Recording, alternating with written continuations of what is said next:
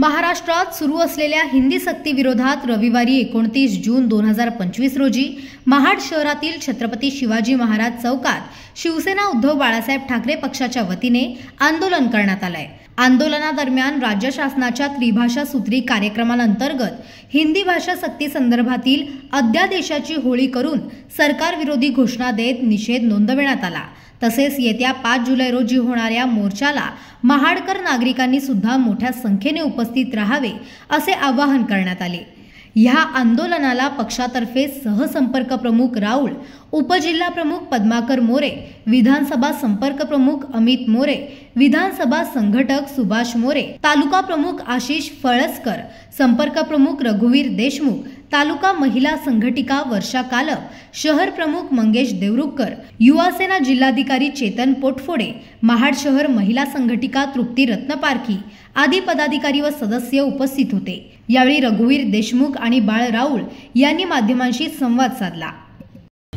आंदोलन काय आणि कशासाठी आहे याची संपूर्ण चर्चा महाराष्ट्रभर होत आहे।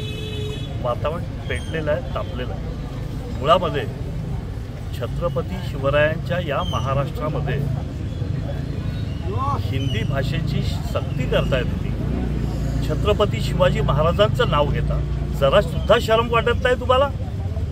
अरे छत्रपती शिवाजी महाराजांनी 350 वर्षापूर्वी जेव्हा स्वराज्य स्थापन केलं, त्या स्वराज्य स्थापनेच्या वेळी महाराजांनी पाहिलं होतं की परकीयांची आक्रमणं होत आहेत।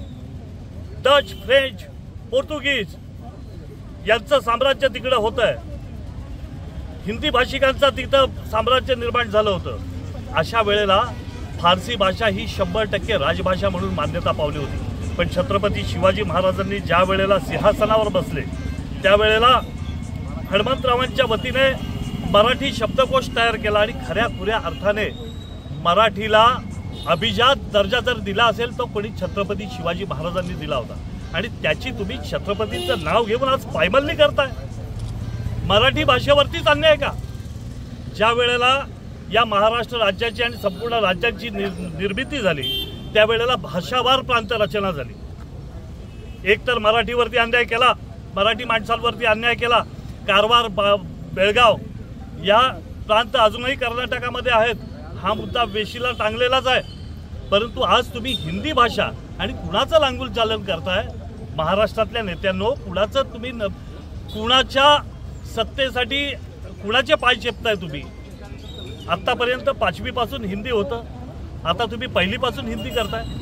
छत्रपती शिवाजी महाराजांनी सांगितलं एक आदर्श तुम्हाला सांगतो, ज्या वेळेला तुमची स्वराज्य असेल, संस्कृती असेल, त्या संस्कृतीवरती खरा आघात होत असेल तर तो परकीय भाषांचा, आणि त्या परकीय भाषांचं आक्रमण तुमच्यावरती झालं की तुमची संस्कृती लोप पावते। तुम्हाला नेमकं काय साध्य करायचं आहे हा खरा सवाल आहे, आणि म्हणून हे शिवसेनेचं आंदोलन आहे। महाराष्ट्र शासनाने एक नवीन GR काढलाय, नवीन शासनाचं धोरण ठरवलेलं आहे की हिंदी भाषा ही पहिलीपासून करायची।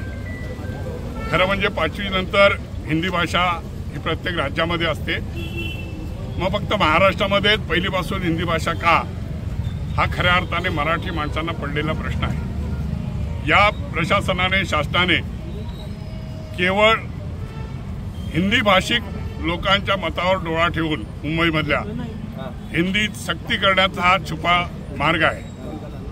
पहिलीतली मुलं 20 मुलांचा कसा काय ग्रुप करू शकतात? म्हणजे 20 मुलांनी कोणती भाषा मागितली की मग आम्ही नवीन शिक्षक देऊ, याचा अर्थ असा की हिंदी जनरली लोक हिंदी करतील आणि मग हिंदी पहिलीपासून सक्ती होईल।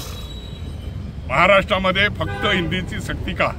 इतर राज्यामध्ये कोणत्याही पहिलीपासून हिंदीची सक्ती नाही, मग महाराष्ट्रात का? हा आमचा खरा प्रश्न आहे। त्यामुळे मराठी पण घालून केवळ हिंदी ही असते सक्तीची करायची पहिलीपासून, हा एक छुपा धाव महाराष्ट्र शासनाचा आहे आणि तो हाणून पाडण्यासाठी संपूर्ण महाराष्ट्रभर ठाकरे ब्रँड रस्त्यावर उतरले आहे।